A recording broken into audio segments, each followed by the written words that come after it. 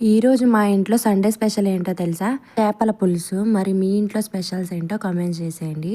First అయితే ప్రాసెస్లోకి వెళ్ళిపోదాం. ఫస్ట్ అయితే ఫిష్ని అయితే నీట్గా క్లీన్ చేసుకుని దాంట్లో ఒక 4 స్పూన్స్ వరకు కారం వేసుకునేసి, అలాగే ఒక 2 స్పూన్స్ వరకు ఉప్పు వేసి, అలాగే కొంచెం 1/2 స్పూన్ వరకు పసుపు వేసి మంచిగా మిక్స్ చేసి పెట్టుకుంటున్నాను. మిక్స్ చేసి పక్కన పెట్టుకున్న తర్వాత ఒక కడాయిలోని ఆయిల్ ఎక్కువ పడుతుంది దీనికైతే. తర్వాత ఆయిల్ హీట్ ఎక్కిన తర్వాత కరివేపాకు అలాగే పచ్చిమిరపకాయలు వేసి మంచిగా వేగనిద్దాము.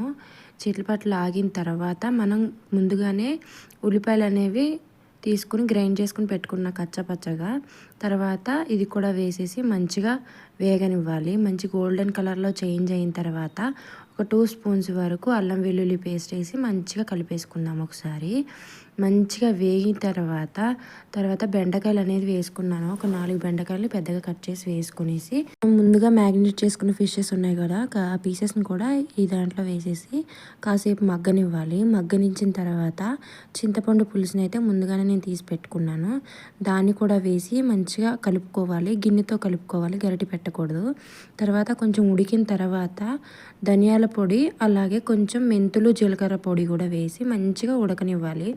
ఉడికిన తర్వాత లాస్ట్లో ఒక 2 స్పూన్స్ వరకు ఆవకాయ నూనె అయితే వేసుకుంటే చాలా బాగుంటుంది. తర్వాత కొత్తిమీరతో సర్వ్ చేసుకుంటే ఫైనల్గా అయితే రెడీ అయిపోతుంది. మీకు కూడా 2 ముద్దలు పెట్టేస్తాను, వచ్చేసేయండి. ఎలా ఉంది కర్రీ? ట్రై చేయండి మీరు కూడా, సూపర్గా ఉంది టేస్ట్. ఈ వీడియో కనుక నచ్చితే మీరు ఏం చేయాలో తెలుసుగా, please like, share and subscribe.